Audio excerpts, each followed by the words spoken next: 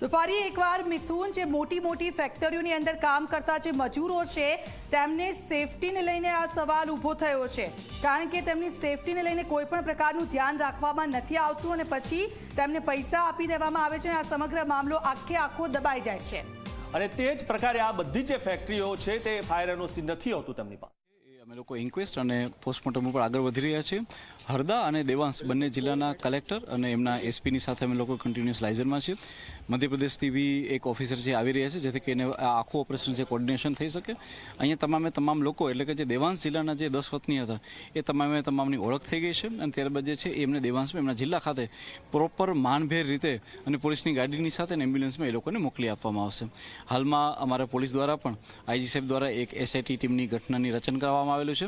અમારી અલગ અલગ ટીમો હાલમાં રાજ્યમાં અલગ અલગ જગ્યાએ છે અને જેટલા પણ આરોપીઓ છે તેને પકડવા માટે અમારા લોકો દ્વારા મહેનત થઈ રહી છે અને આપણે વિશ્વાસ દેવડાવું છે કે અમને પ્રાથમિક સફળતા મળી છે અને આની અંદર જે છે આરોપીને પણ ટૂંક સમયમાં પકડી લેશું। અત્યાર સુધી મૃત્યુઆંક કેટલો પહોંચ્યો છે અને જે મૃતકોના સગા સાથે તો તમે કહ્યું કે એમની ઓળખ થઈ ગઈ છે, મૃત્યુઆંક કેટલો પહોંચ્યો છે અને જે ફરાર આરોપી છે કે જે માલિક છે એના માટેની શું કાર્યવાહી છે?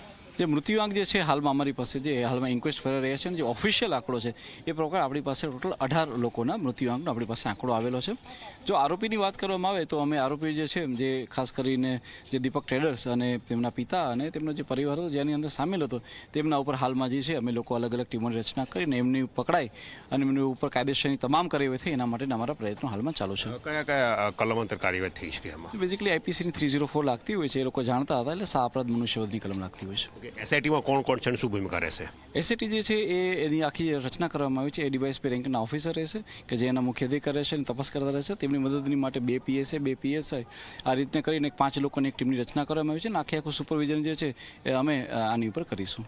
આભાર। તો આ હતા અક્ષયરાજ મકવાણા, જિલ્લા પોલીસ અધિક્ષક બનાસકાંઠા, જેમનું કહેવું છે કે જે ઘટના થઈ છે તેના માટે ઉચ્ચ સ્તરીય એસઆઈટીની રચના કરવામાં આવી છે। ડીવાયએસપી કક્ષાના અધિકારી તેને લીડ કરશે અને તેઓ પોતે આ એસઆઈટીનું મોનિટરિંગ કરશે। જે પણ લોકો મૃત્યુ પામ્યા છે તે મધ્યપ્રદેશના હતા, તેમની ઓળખ થઈ ચૂકી છે। તેમનું પોસ્ટમોર્ટમ પૂર્ણ થયા બાદ સંપૂર્ણ માનભેર પોલીસ કાફલા સાથે તેમને આવતીકાલે મધ્યપ્રદેશ રવાના કરવામાં આવશે તેવું તેમનું કહેવું છે।